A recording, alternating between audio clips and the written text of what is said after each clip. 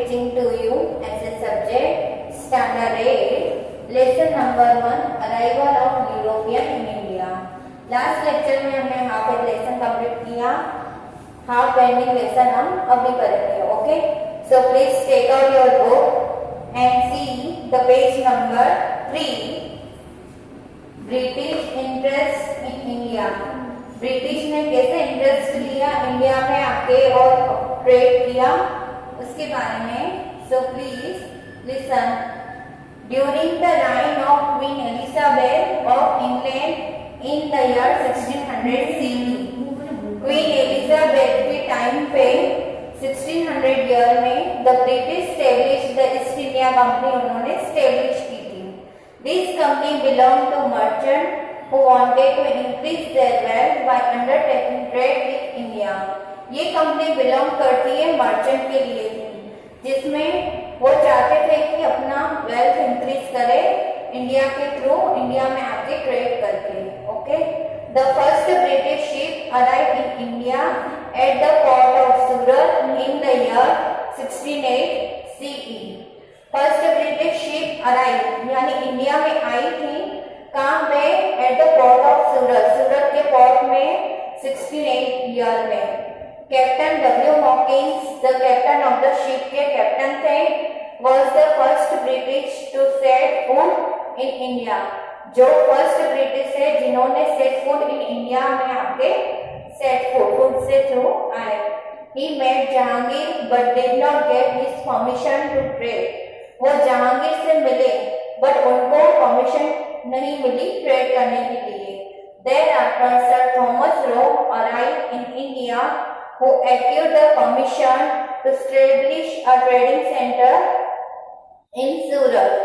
After then Sir Thomas Roe India में आए, who acquired the permission, जिन्होंने permission ली establish a trading center in Surat. Surat में trading center establish करने में जमाने में.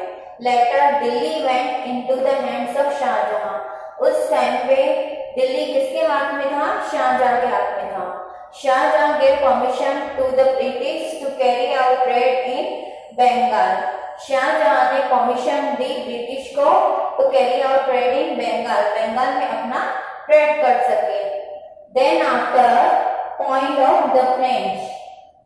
फ्रेंच कैसे इंडिया में आए और उन्होंने कैसे ट्रेडिंग किया, बट उनकी क्या हुआ ब्रिटिश के सामने नहीं चली. तो फ्रेंच के बारे में देखें. The French establish the French east India company in the year 1664 CE. French ने स्टेब्लिश किया था फ्रेंच ईस्ट इंडिया कंपनी का 1664 ईयर में. They establish factory in Surat, Machilipatnam and Pondicherry. उन्होंने फैक्ट्रीज भी सूरत में, मछलीपट्टनम एंड पौंडीचेरी में स्टेब्लिश की थी. The head of the French company was Joseph Francois Dupleix, who had the desire to expand the European rule in India. The head of French company, French company के head थे जिनका नाम था Joseph Francois Dupleix. Who had the desire, वो चाहते थे कि expand the European rule in India. India में क्या हो? यूरोपियन रूल बढ़े, expand हो. Thus the French and the British stood in competition against each other to become the strongest European company. After then क्या हुआ? French and the British stood in the competition में एक दूसरे के सामने खड़े हुए to become the strongest European country. But strongest कौन बना? यूरोपियन ही कंपनी, ईस्ट इंडिया कंपनी बनी. There were innumerable disputes and battles, and finally the British emerged as the winner. After then क्या हुआ? Innumerable disputes means बहुत सारे disputes हुए, झगड़े हुए. dispute का मीनिंग है झगड़े. and battles हुए means वार हुए. and finally the British emerged as the winner. और क्या हुआ? ब्रिटिश इसमें विन हुई. However, the French retained their control over the trading center of Pondicherry, Mahe and Chandranagar. But French ने अपना कंट्रोल कहाँ पे रखा था? पौंडीचेरी, माहे और चंद्रनगर के ट्रेडिंग सेंटर में. अभी तक वहां पे उनकी चलती थी, वो कंट्रोल में थे सेंटर उनके. Then after point British trade in Bengal. French और ब्रिटिश के बीच में जो बैटल हुआ उसमें ब्रिटिश वॉन हुई। उसके बाद ब्रिटिश ने कैसे ट्रेड किया बंगाल में वो हमें देखना है। So please the first British first started their trade on the banks of river Hooghly and establish forts in the year 1651 CE। British first started उन्होंने ट्रेड किया था कहाँ पे? On the banks of river Hooghly, Hooghly नदी के किनारे, एंड एस्टैब्लिश फोर्ट्स और उन्होंने फोर्ट्स भी स्टैब्लिश किए 1651 CE में। The forts were garrison for their protection of the factory and got the permission from the Mughal Emperor Aurangzeb to trade without paying taxes against an annual payment।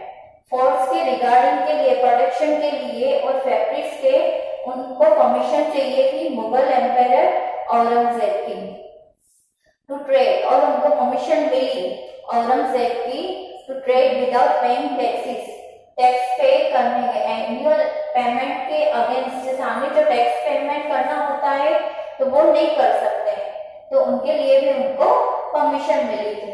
Means without paying taxes के through वो trading कर सकते हैं।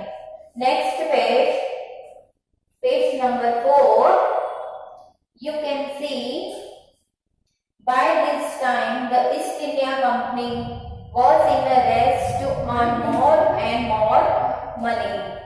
इस time के through East India company एक competition में थी और वो earn more and more money, means ज्यादा से ज्यादा पैसे कमाना चाहती थी। As per the order pass in Bengal, जैसे बंगाल का ऑर्डर पास हुआ, only the company avail the benefit of tax free trading, company को अवेल मीन्स बेनिफिट भी मिला टैक्स फ्री ट्रेडिंग का, मीन्स विदाउट टैक्सिंग ट्रेड कर सकते हैं। However, many officers who were engaged in private trade did not pay the taxes as well। इसमें क्या हुआ, बहुत सारे ऑफिसर्स थे जो प्राइवेट ट्रेड में थे तो वो भी टैक्स पे नहीं करते थे, क्योंकि ईस्ट इंडिया कंपनी अपना टैक्स नहीं पे करती थी, तो उनको भी ऐसे था कि हम भी नहीं करें। एज अ रिजल्ट, इस वजह से क्या हुआ, the income generate from the tax collection in Bengal reduced, which in turn was opposed by the nawab of Bengal।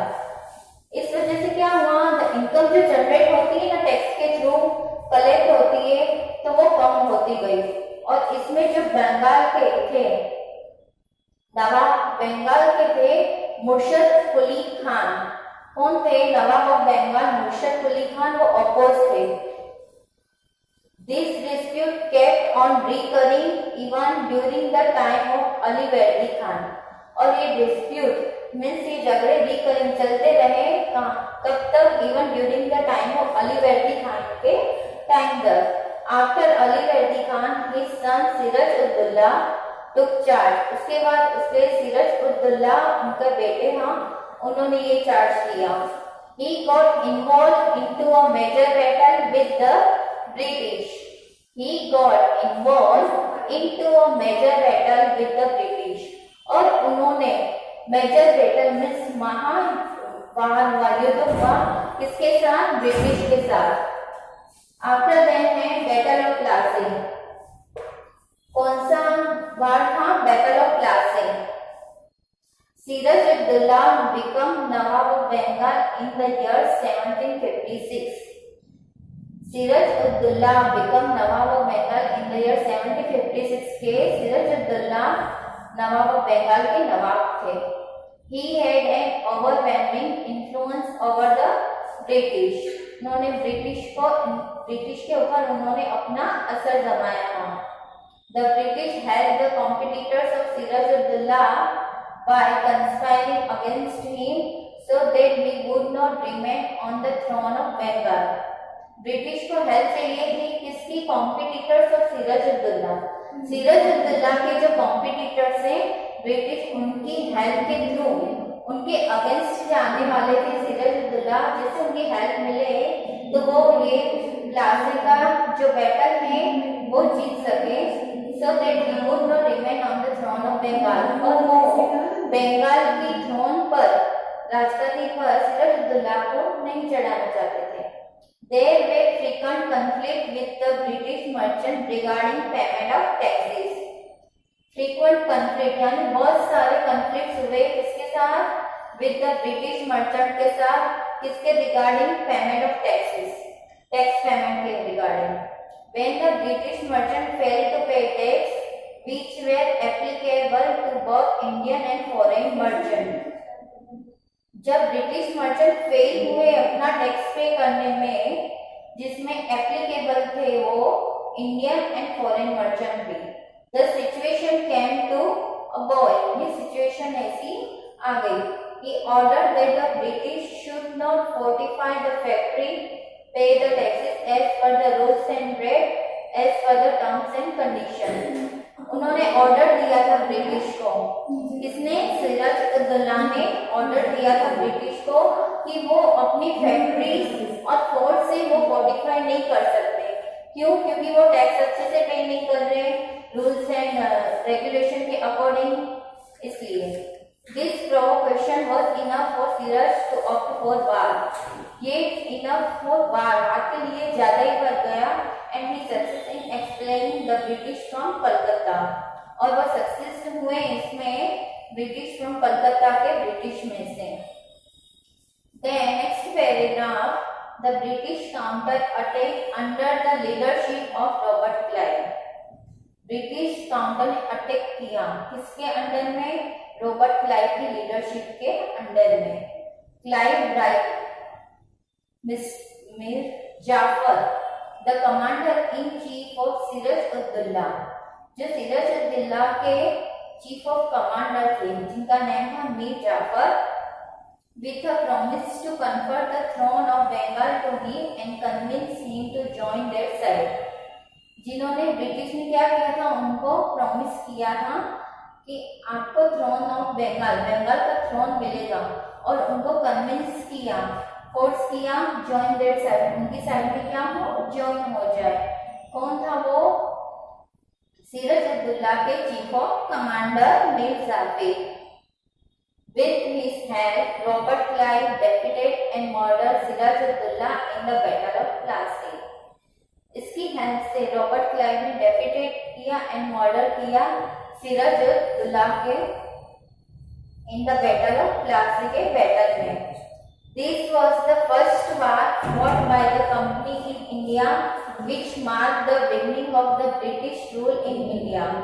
ये एक फर्स्ट वार था जो कंपनी का था, first war fought by the company के थ्रू फॉट किया गया है इंडिया की, जो मार्क लेके आता है beginning of British rule India. Means अभी इंडिया में किसका रूल्स चलेगा? ब्रिटिश की. Thus, this war is considered to be a turning point in the history of India. और ये वार में क्या लेके आए थे कि हिस्ट्री पूरी चेंज कर दी थी, टर्निंग पॉइंट आ गया था हिस्ट्री में. नेक्स्ट है थिंग्स टू नो, नहीं करना है, डू भी नहीं, क्वेश्चन आंसर ही है वैसे भी. नेक्स्ट है बैटल ऑफ बक्सर. बक्सर का बैटल, बैटल ऑफ प्लासी के बाद क्या आया? Battle of Buxar. अभी उसमें कौन बोन हुआ वो हमें देखना है. So please see page number 5, Battle of Buxar. As promised, the East India Company appointed Mir Jafar as Nawab of Bengal. East India company के ब्रिटिश लोगों ने क्या किया था? मीर जाफर को प्रॉमिस किया था उनको बंगाल के क्या बनाएंगे? नवाब बनाएंगे. Robert Clive also went back to England. After then क्या हुआ? रॉबर्ट क्लाइव इंग्लैंड चले गए. With the passage of time, जैसे टाइम बीता, Mir Jafar become hostile towards the British. Mir Jafar British के साथ रहने लगे. The company decided to replace him with his son in law Mir Qasim. Company ने डिसाइड किया replace him with his son in law, उनके son in law Mir Qasim के बदले. Mir Qasim was an efficient means Mir Jafar के बदले हम किसको बनाए? मीर कासिम को बनाए. ऐसा कंपनी डिसाइड कर रही थी. Mir Qasim was an efficient, discipline and clever ruler. Mir Qasim कैसे थे? एक एफिशिएंट थे, मीन्स वो अच्छे से काम कर सकते थे, डिसिप्लिन थे एंड क्लेवर रूलर थे. The problem arose between nawab and the company and account of non payment of taxes.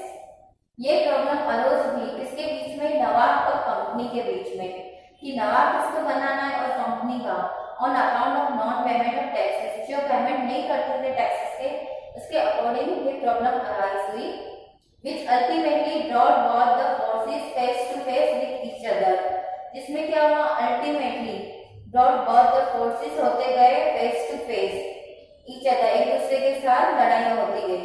In 1763, Mir Qasim was defeated by the company, but he escaped.